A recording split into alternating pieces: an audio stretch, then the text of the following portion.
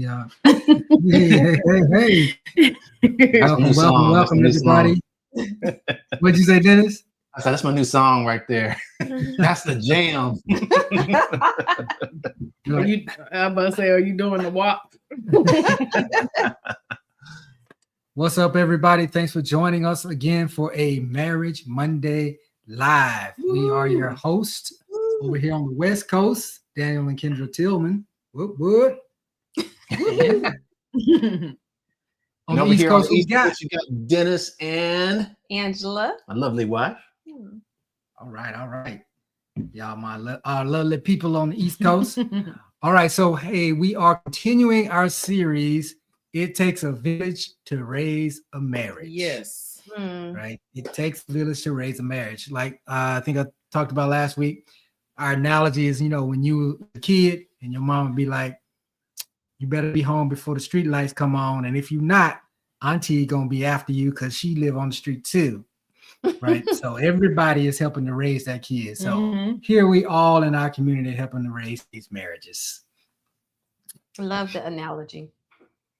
All right. So and as a part of the series, we are interviewing our small group leaders that lead marriage groups across the valley here in Phoenix. Last time we had the Rays on. That was awesome. We had a good time with the Rays. And this week we have the illustrious woohoo, Dr. Walters and Eugenia Walters. That's right. They are leading small groups here in the East Valley, and they in Gilbert Chandler. We'll see when they come on. I'm like, I froze. I don't know. When they come on, they will tell you all. I think it's considered Chandler. Considered Chandler? Yeah. All right. Yeah, because it's down there by the school. Right. Yep. All right. So this is we're gonna go ahead and bring them on, and we'll get started with our interview with the Walters. Hello, Walters. Hello. Catch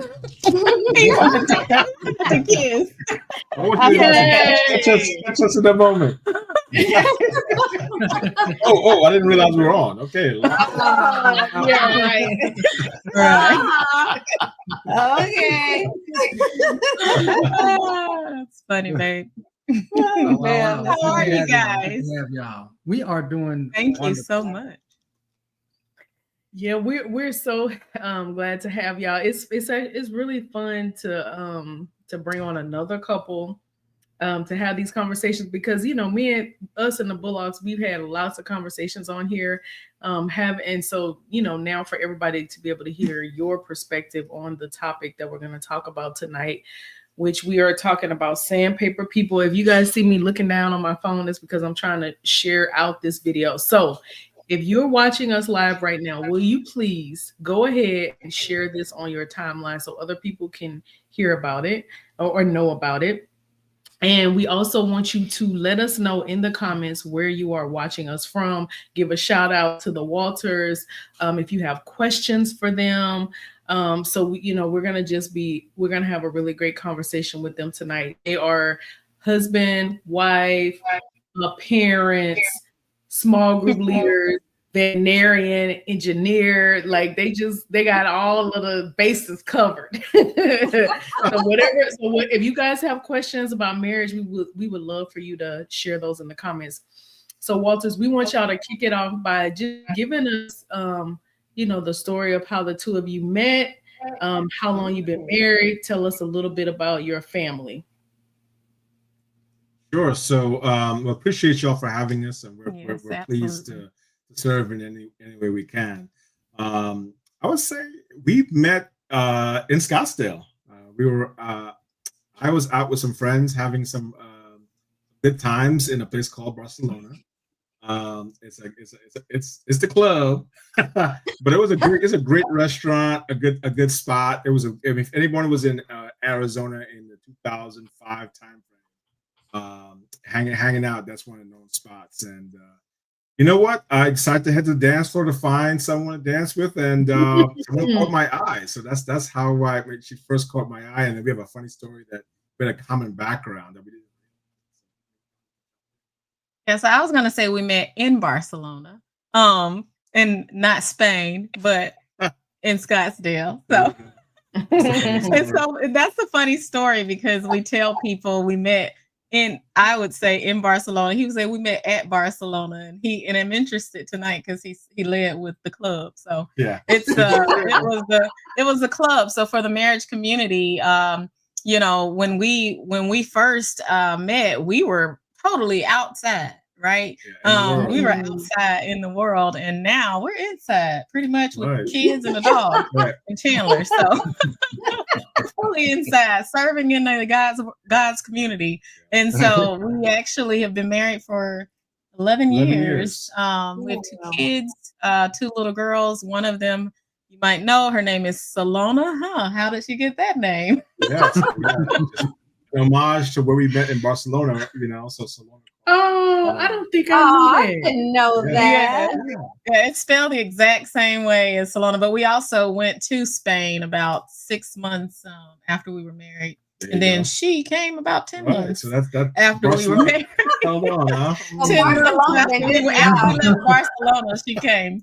So I think it was doing in Spain. We were married, so we were good. We're doing married people business. So we were married. So we're good. That's right. They're doing what married people do. That's right. They do what married people doing. So that's a little bit about us. But we both graduated from Tuskegee. We were there for 2 years together. Didn't know each other. Yeah, and that's part of the funny story. We met in 2005, 6 time frame, something like that. Or 7 as well, 2007. But in reality, we crossed paths way back at Tuskegee University, somewhere around 1998, maybe 2000 time frame, somewhere around that.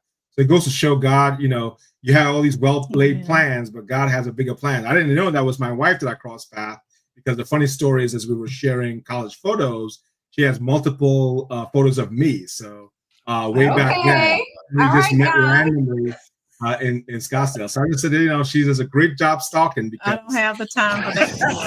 I have to tell the truth. So we'll move to the next. I'm looking twice. Come get me. Oh, man.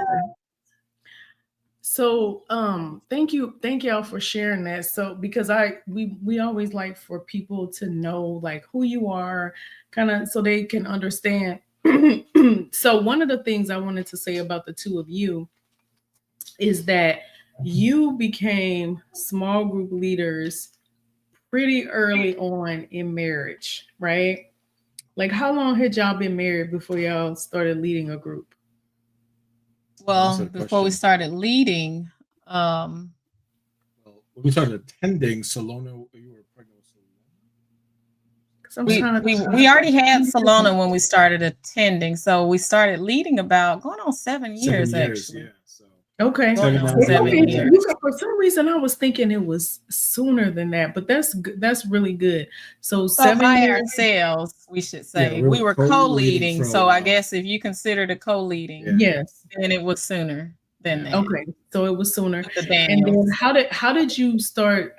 What brought you to being in a small group in the first place? That's a good question. As many marriages have those bump in the roads, we needed help. And I would say even before that, I observed Daniel and Kendra's marriage from a distance, right? So I saw you guys worshiping together, praising, and crying together. I knew that I wanted that, even though I didn't know why. I knew I wanted that. I would say by extension, I just knew that it would be good to get around other folks as we just trying to find our way in this life and find our way as a couple. We saw that as a really excellent avenue. Ending, and then we just decided to step up. Now I was a little bit nervous about stepping up prematurely, but thanks to the guidance of my wife, we're going to step past getting served and to serving others, right? So that was ultimately it. Started off that observing from a distance, we see others that are doing marriage well, and know that we wanted that, so we just jumped in and crawled in. Drag each other in however we can. He jumped. I went with him. You just followed him. Yes, because he said, "Well, there's this perfect couple who have this perfect marriage." Wow, no pressure. Nobody has perfect marriage. and ultimately he said, this is what we're doing. And I said, well, we do need help. So that's how my story was. But now getting to know you guys over the years, it's pretty close to perfect. There you go. So No, it's not. I won't argue lies, that. y'all. Lies. I won't argue that. However, nobody knows anybody else's stories in their marriage. And that's one thing I'll share, is because we can all look perfect on the outside. Right. And what I wanted most was for us to get in, so he recognized we weren't the only ones kind of going through, these challenges. So That's Okay, good. so I want to ask you about that. Okay, let's stay here for a second. Oh, Can of worms. What is it that makes you think that somebody else's marriage is perfect? Because I think that's a common misconception or perception that people have if you can kind of think back to when you were before you started leading and all that stuff or whatever it was. What made you think that someone else's marriage could even possibly be perfect? I guess that goes to me, right? There you go. She's looking at you like, I think it starts off with just having a fundamental need that you made a commitment. You might find yourself in a rough patch, and you just look. I'm just trying to reach out to a branch of some kind. Often you could try to find that outside yourself. Like, hey, I don't know where to go. I've tried this. I've tried that. I've struggled. I've bumped my head enough times. I need to find something else to help in this situation. And it was as little as just sort of being in having that memory when I was a single person in church, and just watching you all. And it was like, I've never seen anybody as a couple kneel down and pray and as a man, being emotional before God, right? So that stuck with me. And this has to be at least 15 years ago. That stuck with me. So, God says he brings things back to our remembrance, right? So I just say, hey, that's probably a good place, right? I didn't know why, I don't know how, but I just know that looked like something I didn't see before.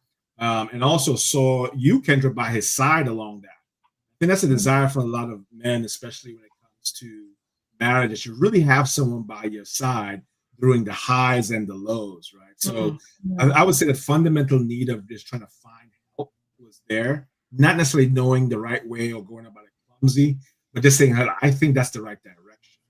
And the key was he wasn't by himself, right? He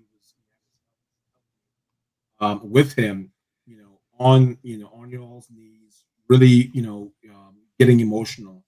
And it represents, for me, that being naked, like before God, right? Where it's just fully transparent. So as a guy, you don't have to hide, you don't have to be strong, you don't have to keep these sort of layers and these things to protect yourself. You truly can have what looked like perfection, right? I didn't have to hide, I didn't have to pretend. So I think that's the fundamental thought that, hey man, that's just full, authentic way of living, right? Going towards that direction. So Eugenio, can you turn your mic up? Because is your mic on your computer? We actually have a really big mic right here. So something's going on. I'm not sure what, but we have a real big separate mic that's right in front of our face right here. So I'm not sure. I'll lean in. Is it better now? it is when you lean in. Yeah, it is better when you lean in. But so the question I have for you is, Eugenio, what is it now, like now that you have been married for a while, what is it that you and Don, I want you to answer it too. What is it that you felt like you were looking for when you decided to join a small group? I think community. That's what starts off with for me, right? Community. We're both not Arizona natives, right? I'm originally from the Caribbean, Trinidad. I grew up in New York, and my wife's from Birmingham, Alabama. So I think fundamentally is that you want support. You wanted to be part of a community. You wanted to, especially with us having a young child at the time, we didn't want to, mess it up, right? So I think it just starts off a community. Am I still coming through well? Mostly, you'd still fade every now and then. Okay. It's better than it was before, though. Okay. But it's still fading in and out. I'll try to make some adjustments and see what happens then. Okay. And Don, what about for you? Is that the same? Do you mirror that, or I know you said that hey, you were following what Eugenio was suggesting at the time, but you have a will in a way yourself, and you could have bucked, right? So what was it for you? I just wanted to see if there really was a perfect couple. Stop it. Stop it. Well, there's not. But hey, I get what Eugenio is saying, where you're watching another guy that's doing something fundamentally different than what you see most guys do, right? And the woman that is in his life is right there as well. So I get, the perfection is more about the relationship with God that you saw. Yeah, and that was a little bit of a joke. However, I know. And I think what Eugenio said is really important also in how we grew up. Whereas I know for my family in general, all my aunts and uncles were still married. I grew up around married, imperfect couples, right? And so I was used to seeing married, imperfect. Whereas Eugene was used to seeing divorced or not together. So he saw the real disruption. Whereas we saw couples that went outside as if it was perfect and then they went home. So with growing up the way I grew up, I was like, no marriage is perfect. It wasn't any particular thing about any particular couple, just growing up how I grew up and seeing how marriages could suffer without help and support. I knew that something else was going on. So I just wanted us to see that together. So I was very much willing to do it, although I didn't at the time want, because we had just had a baby and I was getting ready to have getting ready to move, I think. And so I just felt like it was another layer. But that was the reason why I did move forward. Okay. And when you guys joined, and you were in the Daniels group, right? Right. And so tonight we're talking about Sandpaper people and how you really about how you deal with conflict, or when you are not necessarily seeing eye to eye with people that are in your community or certain people that are in your community. Did you guys have, or can you think of scenarios, situations where you've had to work through some conflict while being in small groups? Yeah, sure. So I'm gonna lean really close to the mic. Make sure you guys hear me. Is that? Yeah, you can move. Yeah. Yeah, that's and, great. And because we could hear Don perfectly, so hopefully when you're sitting right in front of it, we'll be able to hear you perfectly. There you go. Yeah. So we've had such situations where you really want to serve others that are in their walk wherever they are, but at the same time, there's some boundaries that you kind of have to establish for your marriage, right? So I know there's some situations where folks were and it's kind of, I don't want to kind of give anything up, but there was anything from, polygamy type of arrangements that was going on. There were folks that were actively, using drugs, things of those natures, right? And that's just not, we just know the ills of that type of environment, right? So sometimes their rationale, their thought process is a little bit different, right? But at the same time, you love them through that. It's not that we were better or anything like that, but it's just like, oh boy, we need to make sure there's a bit of a boundary here in terms of, some of their ideas and some of their thought process that didn't quite gel with us, but find that common ground that you could agree on and build from there. So I would say there's some, we saw quite a bit. And then even outside of, the marriage group context, we come across some people at work that's just difficult, just a spirit of just sort of, disruption or disagreement. we come across those individuals, right? So I just fall back to those boundaries where you can say, look, this is kind of the way you speak to me. This is the way we need to interact to get the job done. But then table it there, right? So, those are some of the things where you don't want to bring some of that energy home and some of the difficult things home. So those are some of the immediate experiences I've seen within the marriage small group and then that's outside. Anything else? Not really. I mean, you covered it. I think agreeing that how we speak, not just outside of the group, but even in the group, and maintaining the holiness of what that was about. Because some couples that were in the world that way, when they get in a platform of small group, they don't know what is appropriate or what may or may not be appropriate to save. And so figuring out how to filter through that, and helping the couple know we're still supporting them through that. However, having to say, hey, well, we're not going to talk like that, and things of that nature during the small group. I mean, it's been, a lot of things, and we found out at the meeting while we were during the meeting that was the situation. So it's like, oh, this is actually happening. So now what? But you also can't respond in a manner that makes them feel uninvited because they were invited. So. Yeah. One thing I would add is it was possible to maintain biblical standards, right? We don't say we're counselors or therapists or anything like that.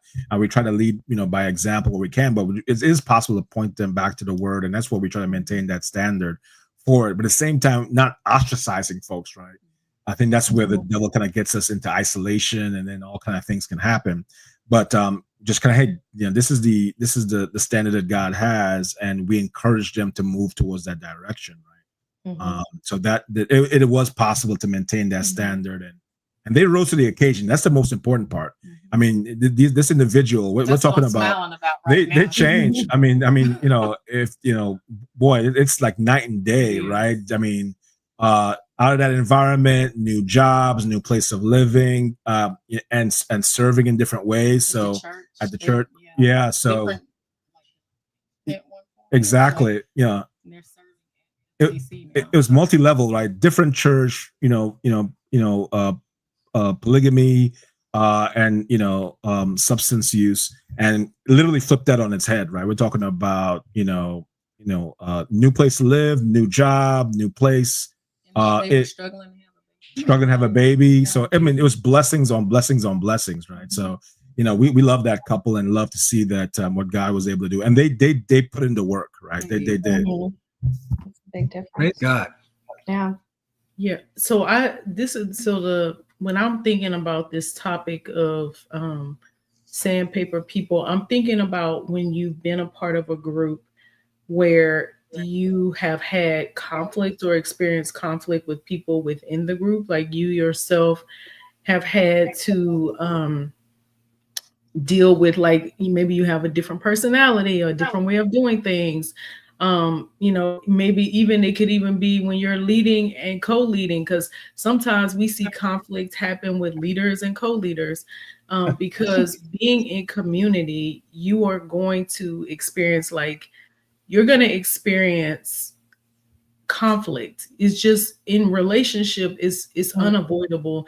At some point, if people are really being authentic and really opening up and starting to trust each other, at some point in that relationship, there's going to be some type of conflict.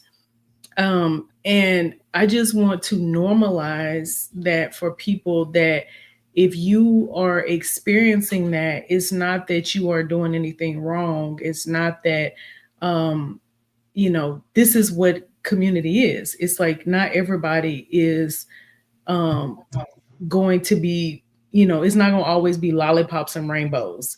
So this is for everybody, not just for the Walters, but Bullocks, Daniel, can you think of a moment, a person, an experience while you were in small group where you experienced like somebody rubbing you the wrong way?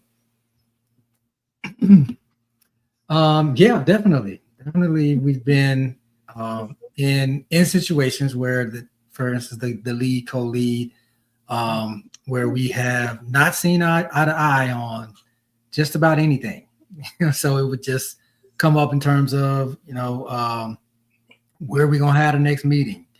How are we going to do praise and worship? Is it going to be acapella? We're going to have music. And people have different personalities in terms of what they want to do. And we run up against that, with friends that were, that we had as leaders, co-leaders, things like that. But we worked through it and saw the situation as something that we just needed to work through versus seeing the other person as getting in your way. Or seeing that both they and us, we bring value. Now we just gotta work around this situation that we're not seeing eye to eye on. Right. So we've at least I remember us having to go through some of that. Bullocks, what about y'all? Well, I'm gonna come from a different vantage point for us because we have led small groups and then also been part of small groups. But the vantage point I want to give to, we feel like we have small groups every single Tuesday when our counseling sessions, and we are considered the sandpaper people. So y'all are the ones rubbing people the wrong way. Yeah, because sometimes from just when you're giving counsel, sometimes it's correction. And some people don't like that. Some people don't like to hear that I might have you people come in genuinely, that I feel that they want to work out certain things. But then when you say certain things to them, sometimes it sounds like correction versus counsel or coaching. And I feel like too, it's not always correction. I just feel like sometimes it's being truthful. And I think even no matter whatever relationship you have here, echo from each other, we have feedback too. Like in marriage, you have conflict. Friendships, you have conflict. If it's a mentor to mentee, there's conflict. Mama to daughter, conflict. You know what I mean? Because it's relationships and you're doing life and you're sharing stuff. And sometimes people just don't want to hear what you got to say if it goes against what they think is right. I don't know why we got so much feedback. You want me to take this off and see what happens? I'll take mine off. Okay. See, the enemy don't want us to talk about this. Right. Talk about this. Because people gonna get free. Free from their conflict. All right. Can y'all? Oh, yeah, we can hear you. No. It's just feedback, right? Or is it stop? No, we're not getting it. Been so quiet Maybe if you tonight. turn one mic off. We just did that. Oh, you still feeding back? We don't hear it. Oh, you don't? No. Yeah, I can hear the echo. Do you have your mic on your speakers on your computer? I don't know. I don't think so, but Go right there. Oh, I think it right there. While we're doing this, no. Yeah. We Okay. got it on mic. So And we got on echo cancellation too. That was better. Well, amen. God is good. Praise the Lord. Praise the Lord. But y'all get what I'm trying to say, right? I feel like it's not always confrontation with counseling, but I feel like any relationship that you have and with small groups, you're having relationships and you're building community. And there's always going to be a moment where you don't see eye to eye or you don't agree with what that person is saying. And sometimes we react well and sometimes we don't. And so I think that's probably, I think you can go around and act like conflict doesn't exist, or you can be real that conflict is something like we say all the time, conflict's healthy if you deal with it the right way. You know what I mean? So I would definitely say wherever we done went, we done seen some kind of something. It's just how is it handled, you know? Oh, you made me when Dennis said that we are the sandpaper people. It made me think about whenever we have to multiply a group, we become the sandpaper people. You definitely the sandpaper people. 150%. Yeah. I don't know, Don, breaking up families. Folks don't like it. People don't know what that means. What They may multiply not. group? Yeah, they may not know what that means. Yeah, so in small groups, we have this concept of it comes from when we used to call them cell groups.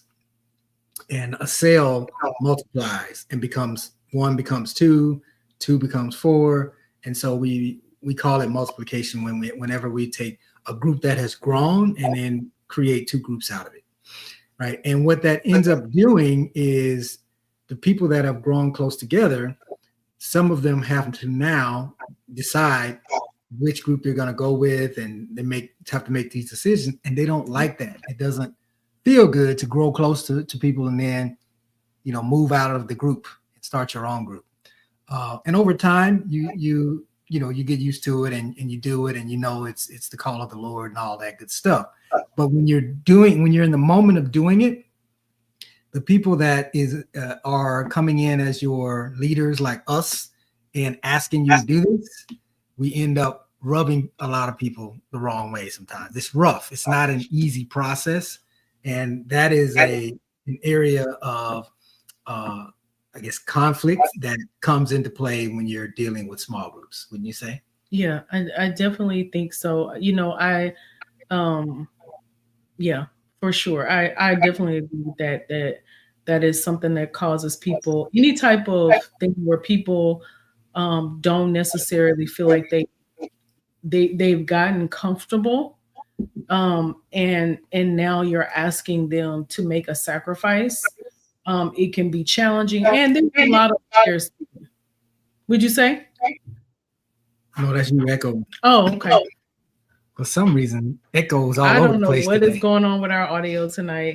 Dawn, Eugenio, when you think about within your marriage groups, have you ever witnessed some of the couples that come where they've had to work through their own conflict, not as husband and wife, but one couple with another couple, or maybe the wife with the wife, or the husband with the husband, where they've had to learn to, how to communicate better with each other, or how to, not be obnoxious when they don't agree with what people are saying. Have you guys had any kind of experiences like that within your groups? Rare for us. We mostly are now virtual. When we used to meet in person, we did have that prior to COVID more. One situation was just with a couple had a baby, and one of the couples didn't have small kids, and they didn't want Mm-hmm. there, it seemed like, at least. And the way to mitigate that, we all often would have a nanny upstairs, and the couple didn't feel comfortable because it was a new baby. So we allowed, them to still bring the baby into the meeting, but also to recognize that this couple needed, assistance from seeing other married couples, and children are just going to be a part of, that sometimes. And I also recalled ourselves bringing our baby to the first few meetings when we were in small group, and I don't ever remember leaving Salona in the back. When we would bring her, we would just sit there. So it was, we were able to empathize with that, while the other mom or the other wife felt, well, I'm here for marriage, I'm not really here to be around babies, and I know that's how she felt. And we recognize that that's what people are here for. However, marriages with small kids are sometimes the ones who truly need, and that's when we need it, so we were able to empathize with that and explain that in a way where people would feel more comfortable, and make the and also made a room available, for the mom. But I just recall seeing the face of the mom or the wife who didn't feel comfortable because they didn't have small kids. Um, but it was just a part of the process, and because we invited everyone there, we didn't want to react when the baby would cry, or thing. It was just kind of like being in church, and when a baby cries, the pastor doesn't stop preaching.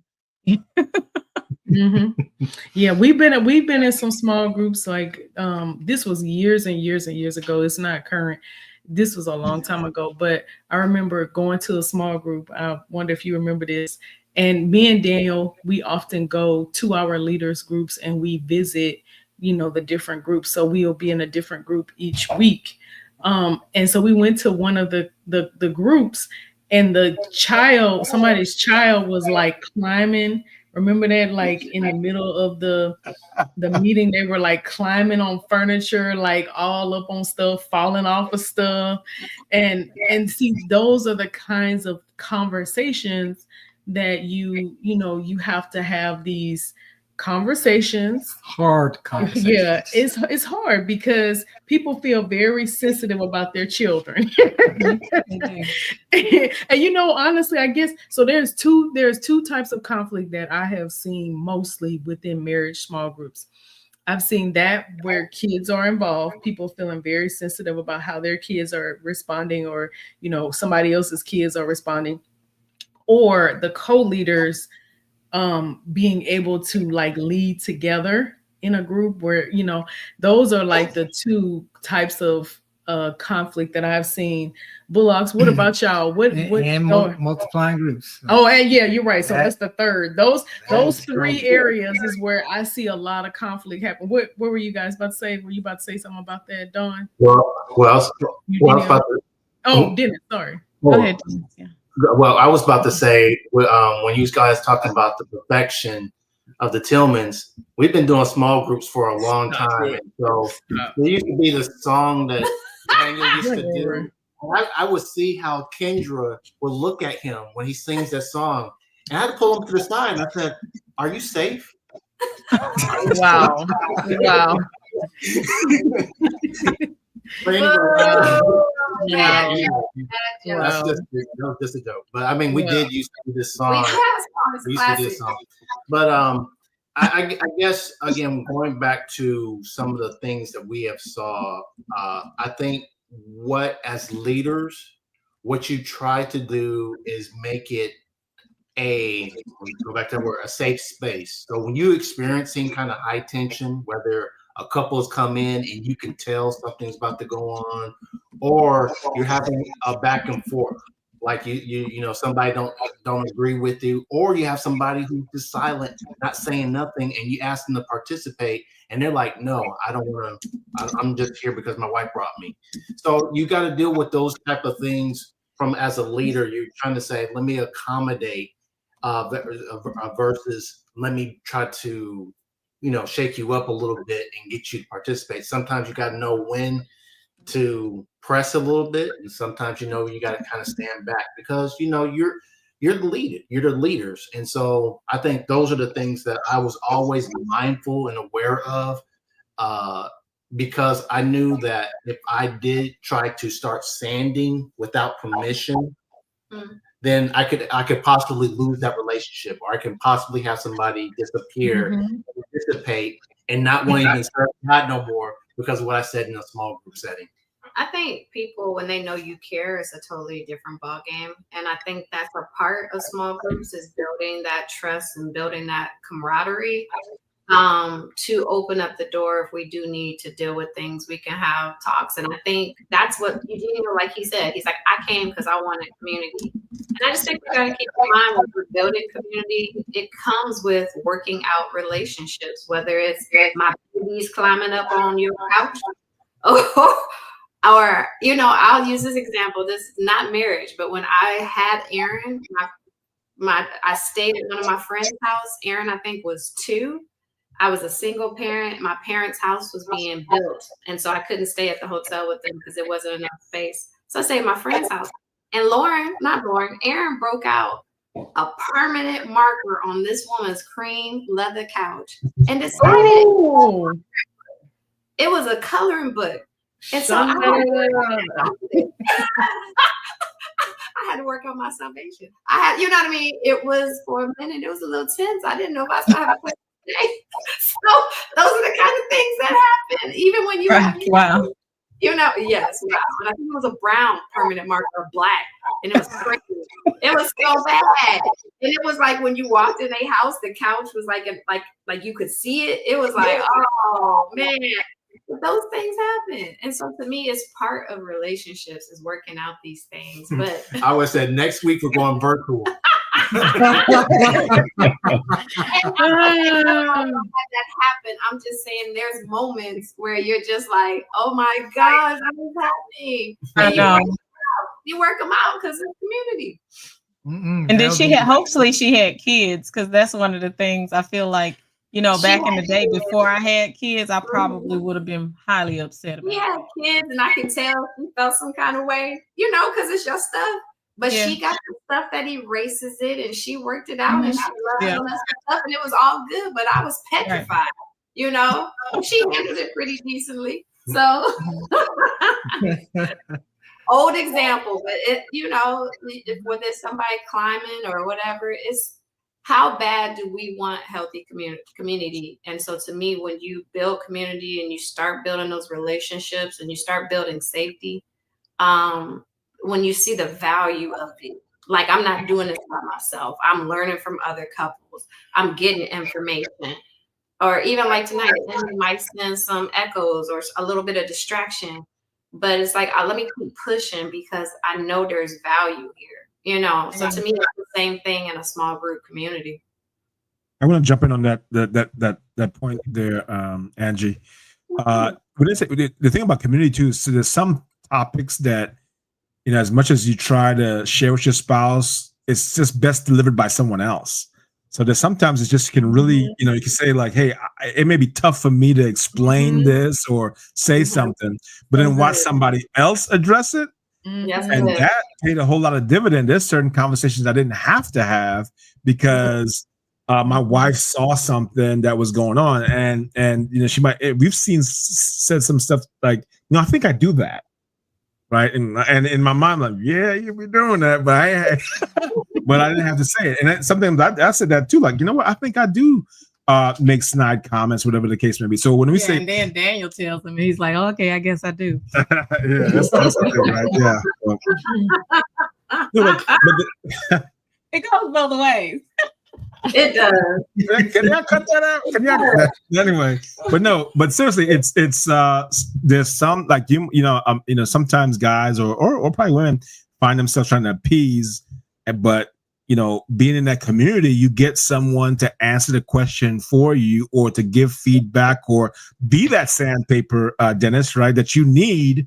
That hey, it's better coming from others, right? So that's where I think the community comes in, where they're having conversations, they're having battles for us, and we just kind of learn from that and move on, right? So I just want to add that so in. Good, Eugenia. That's such a good point. That is so good because I've definitely seen that through the years where maybe it was a couple we already knew what was going on because we were working with them, or they were just friends and we were talking with them about what's going on. And then you have a complete person who don't know anything about it, and they're talking about the same thing. And you can kind of sometimes see the one spouse like, yes. I want somebody. I want somebody to give this like whole perspective from a neutral standpoint. Like you don't know, but you're bringing it up, and I think those are some of the most powerful moments in small group because it's number one. Oh, I'm not by myself. Oh my gosh, they're going through the same thing, and they don't know us. But then I can hear how this affects my spouse from another whole person's point of view.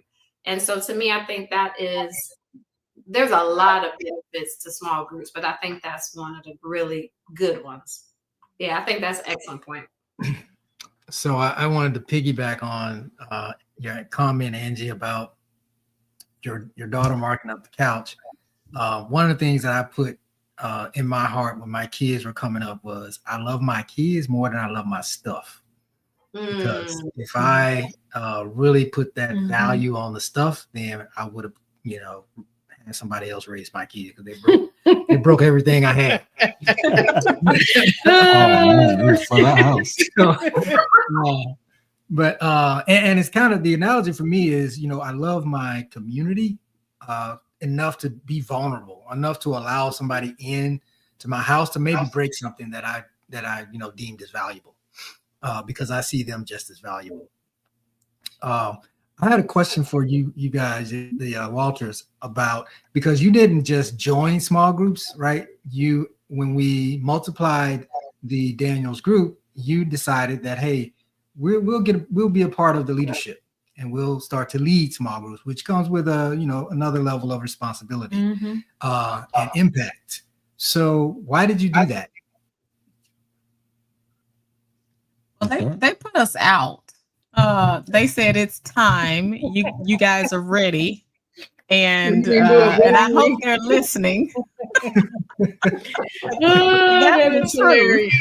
That's hilarious. Y'all know when that group multiplied, there are people that left because they didn't like that we did that. So yeah, that always happens, unfortunately. And for us, they were for I think maybe 2 years trying to get us to lead before we finally said yes.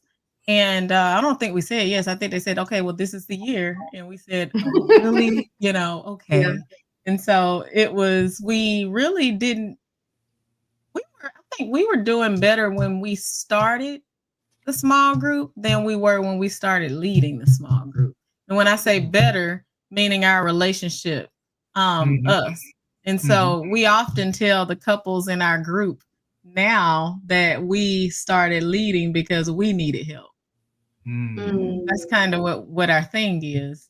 And so Eugene likes to say, well, you get your groove on because we started really getting in the groove when we started like leading. We didn't even know if we were gonna be together. Yeah. Like it was just like, but we needed so much help. And I was thinking, okay, well, I started out like this because I wanted to find out who the perfect couple was.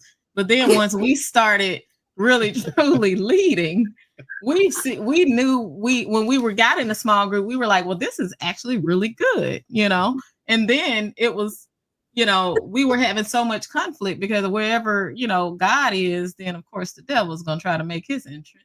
And so we recognized the devil more than when we did to get as a couple before we got, in the small group. So once we started leading, I think that just helped us study more. Yeah. And it was a lot more conflict because we had to study and we had to get through the questions, and it made us analyze our own relationship. And that's a chime on, add on to that. So I was definitely the holdout. I was like, man, I don't know. We don't have it all the way together. I don't even think I know the books of the Bible. Like I need some checklists or something. But I think what really broke was that I think we started recognizing some issues that we had, or we saw some other folks struggling with things that we overcame. And we would tap each other. Oh yeah, we went through that. We went through that a little bit. So that kind of broke the ice a little bit for me. Hey, yeah, we probably do have some value to provide. And when I learned that we were facilitators, that took the pressure off of having to be a theologian or something like that to figure this thing out, right? So those are some of the immediate icebreakers that you kind of recognize that, man, we got past that. Arguing and bickering kind of thing. And we just didn't want to see other couples struggle for something that we kind of went through, right? Like, hold up, we could probably just share that little nugget and they can just be on the other side of that particular challenge. How much more dividend that can be, right? It's like, there's no reason to bump your head or stub your toe on that, because if we could just sort of give them a little nugget, right? So I think that that's some of the things as well. And I think there's a little bit of a pendulum swing. There are times when I might be weak in the walk and my wife's strong, right? And that she helps carry it, and then vice versa. So we kind of see that pendulum swing kind of happen, periodically, right? So I would say that it's another one of those benefits to being in a marriage small group where you're able to lift up your spouse, or lift up an individual that might be down. Sometimes Dawn carries me, sometimes I carry her in terms of our faith walk, right? So those are some of the immediate benefits. But just to kind of the 2 points I want to add there was really just want to see another couple struggle in something that they don't have to, right? And sometimes money, communication, or sex are those three big pillars. And man, we could just, we had that too. We tried this, and it feels good, right? To really see them or sow into other people's life. It really does feel good, So there's some benefit we get out of it as well. We just feel good that someone doesn't have to bump their toe. on whatever that issue might be. Okay, so this has had a real impact on you guys. When you were being asked to lead, did you share your struggles with your leaders at the time? No. We did. Oh, okay. No, I mean, I think it's one of those things where I think that transparency comes over time, building trust. So, but it wasn't one of those things where we have to share everything. But over time, we did share pretty much the big things over time in smaller circles and stuff like that. Sorry, our dog is in here for some reason. I can barely hear him. Yeah, it's okay. Yeah. Okay. Great. So the short answer is no. Right? It wasn't like you have to share every single thing and stuff like that to get started. I think the more important thing was just start. And through that community, through that relationship, through God kind of unpacking things, we were able to kind of open up more and more. So it wasn't come perfect or anything like that. Okay. Yeah, I think I'll say that I wasn't comfortable sharing all the things. Growing up, again, how I was raised, people never shared anything with anybody. I'm from the South in Alabama, and the couples, I mean, I'm used to seeing my family, uncles, aunts, all of them together, and then go argue behind the closed doors and how they treated each other. So that's what I thought was normal.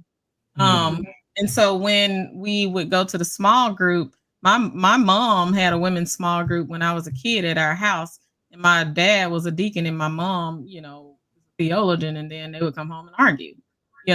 So I'm seeing this as normal. And so when those things would occur, and he would think, well, this is just crazy. I don't see how this is going to go well. I'm like, but that's normal. It's like seeing it completely opposite, different. Neither is good, but I saw it as normal and he saw it as dysfunctional. Well, it is dysfunctionally normal, but ultimately neither is good. Sure. And so it's dysfunctional, but it's normalcy for the people who are going through it. And so when we got to the small group and why didn't we share? Well, I just thought that was normal. I didn't think it was anything to share. Really. And I also recognized, because he always got so upset, about how our relationship was. And I was like, well, why is he so upset? This is normal. So it's like Look at us now. It's unfortunate that that's how couples live. That's what's most unfortunate, because that was us starting when we started going to small group to keep the context.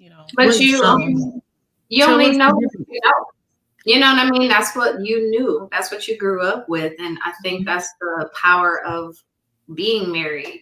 Is God's given you a whole nother perspective, right? To be able to see things through a different lens and give you a whole nother person who can see you better than you can see yourself. And I feel like gosh is always trying to give us the opportunity to grow, because he doesn't want us stuck in dysfunction. He wants us to live healthy, happy, enjoyable lives, Yeah. Dawn, what's the difference between, describe what you were saying before and then where you feel like you guys are right now in the marriage? Like, how would you describe it before and after? Yes, I'll say, I think the key word for me now is just vulnerability. The transparency too. We recognize that, like Angie said, it's all relationships in general. And so marriage, being a part of a marriage community, like I've gone to church my whole life. Church can't save anybody unless you want to be, get to know God, right? You have to have a true relationship. And being married and getting married by a preacher and saying vows is not marriage until you're willing to go through the conflict, go through the intimacy of marriage, and also have the true vulnerability. Because when you can be vulnerable in every situation and be able to go to the word and find a scripture simple as First Corinthians 13 and recognize you truly have to analyze yourself, because to me, love is patient, and I'm never patient. So how are you truly in love if you can't even have patience, with your spouse or your kids? And so it's one of the simplest, that's one of the seemingly simple, but it's not simple at all. It's so hard just for us to love, and that's all God truly wants us to do anyway. So if you start with First Corinthians 13 and just get through that, that's a start. And for me, I recognize that I needed to learn how to love first. And it started with patience for me. It took me months and months and months to get through just that one word. But ultimately, all the rest of those things come, once you learn to what it means to want to be intimate and want to be transparent. You become a lot freer to be in a relationship, because you can be vulnerable, and now you can have love and vulnerability that you're able to work through the things, because you can look back at yourself. And that's what I actually had to do. I had to look at myself and be willing to adapt to what worked to make this become better. Yeah, that was a good words you used there. Intimacy and vulnerability. And I was going to say, actually, the intimacy, and there was another word you used, are actually a lead in, and it's hard for people because it makes you vulnerable, right? When you allow somebody else to see into everything about you, then you're like you're an open book now, right? And there's no protection from that person, so it can be difficult. It allowed the couples to open up too, and I know you want to say something, babe. We realized that when we became transparent and vulnerable, when we became more vulnerable with each other, we were able to be more transparent in our small groups. So it allowed us to be okay, because we didn't feel like we had to keep anything from each other. So when we came to the small group, well, let's just tell them, let's talk about it. And then we saw that it allowed other couples to also be more transparent and open up, as you guys, know so well. So ultimately, I think that was key for us to one of the primary differences, because we had just, that was my first time seeing a marriage with the Daniels. I had never really been around a marriage small group. I've been around women, but I don't know anybody that needs help with marriages in the South. Yeah. I'll be quick.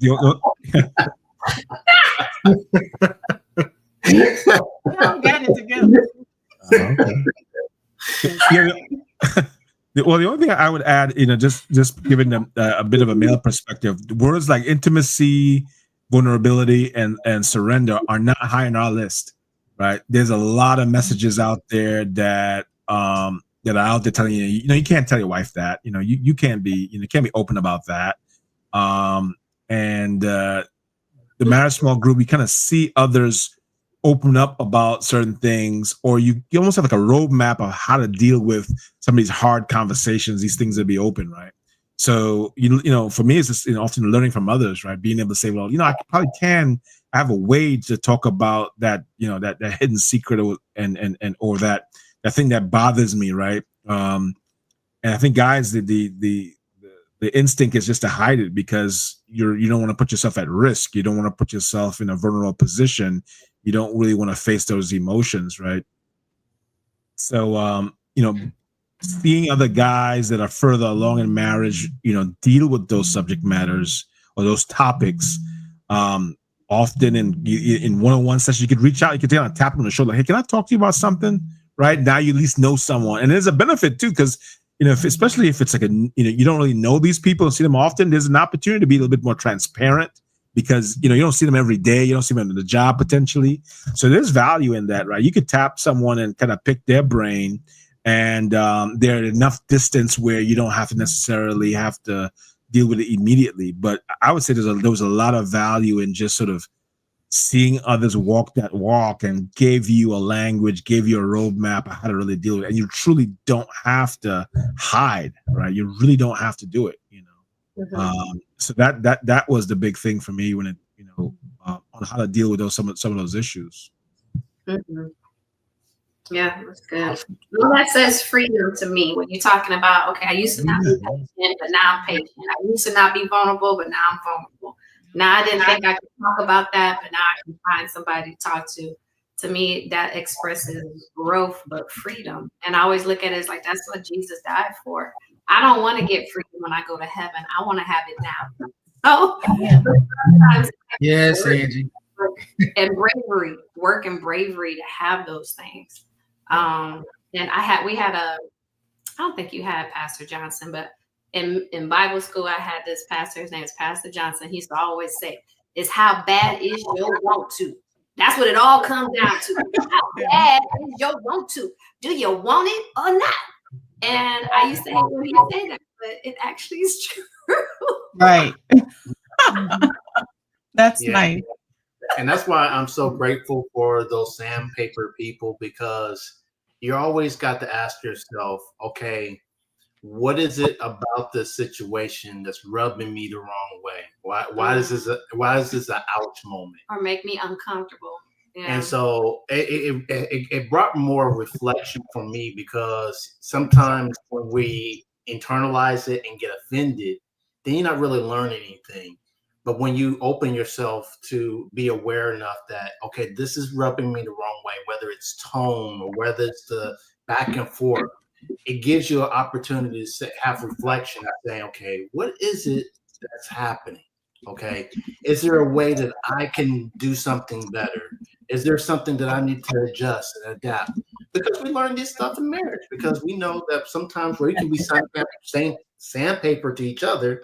And so when we learn in our own marriages how to treat each other, then I think there might be also a way to deal with our community and our groups and how to treat them. So. Yeah. Amen. Well, we're at the top of the hour, and we are so blessed to have you guys as a part of our community, leading one of our small groups and, mentoring couples through, like Eugenio said, just giving them nuggets that, hey, you don't have to bump your head on that. We already did it here. Want to try this. So just happy to hear your perspective on that. Glad that, small group has made an impact on your life, and you have made an impact on our small group community. So we really appreciate you. Amen. Any last minutes? I just wanted to share really quickly. So, we're doing this series because we believe obviously in the power of community, despite the fact that, yes, it sometimes is very messy and it can be very challenging, the sacrifices that we need to make, the ways we have to inconvenience ourselves. I think that is a part of, like, to really live out the Christian life. It can't always be about just what we want or what we need. It also has to be about us making sacrifices for other people. And so the Walters and the other small group leaders that we've been interviewing, they have been willing to inconvenience themselves by becoming leaders, opening up their homes, bringing people in, dealing with all the things that comes with being in community. And so if maybe this has really like convicted you in your heart that, you know what, we need to get connected to a small group and be a part of it. We hope that this will inspire you to do that. And so I'm going to share with you, if you are local, I'm going to share with you our church's website, Faith Christian Center. So if you go to fccphoenix.com/get connected, or if you just go to fccphoenix.com and you click get connected, it'll bring you to this page right here. And then if you scroll down on the page to small groups, and then find or join a small group, and then you will see a list of all the different small groups. And hey, like we said previously, we want you to join a marriage group, but if there is a group on here, if that really speaks to you, other than that, that's perfectly fine too. We just want to encourage you to get into community. And if you are married, and you want to find community through a marriage small group, this semester we actually have 9 groups that you can join that will support you in being in community. So we want to encourage you to go and take a look at the different groups that are offered. Where are y'all at on here? Get Your Groove On. Where is it at? I don't see it on here. It's only showing us Life's Better in Groups. We don't see if you're scrolling at all. It stopped at Life's Better in Groups. But I think we're like the third. I think we're like the third marriage There you group. Okay, sorry. Like third or fourth marriage small group on there. Okay, so you guys are. Let's Get Your Groove On. I think you might have passed us already, Kendra. We're like the third or. I don't see your group. So we're gonna have to figure this out. Is there a filter? I see types. It's got in there. types in there though. Yeah, Yes, it's marriage. Oh, you have it only on marriage. Okay, that's why. Maybe your group isn't filtered on marriage, so you may have to turn that filter on in your in your group. Okay, so in that take it case, off. we got 10 groups then. Okay. Yeah, hit all types, and then just search for. Oh, we need to put the filter in on our group. You said. Yes, if it's in here. Oh, wait, That's not them. Day night marriage group. That's not them. Their group is called Get Your Groove On. yeah, just type in get. There it is. There it is. Yep. Oh, there it is. That's funny. I didn't know we had to turn on. Yeah, you should turn the filter. Okay. Your type in your. We can discuss that offline. Yeah. Thank you. We'll figure that out. But it's in there. It's called Get Your Groove On. If you're interested in the Chandler area, you can join Eugenio and Don's Well, group. we got 10 groups all over the valley. All over the valley, yes. That you can yes. join. And the primary thing that we're doing this semester is for you to be in person if you can. Not every group is in person. I think Don and Eugenio every now and then meet in person, but mostly virtual. But there are groups that primarily meet in person, and we're trying to get back to that after our COVID situation that was going on, because that is the best scenario.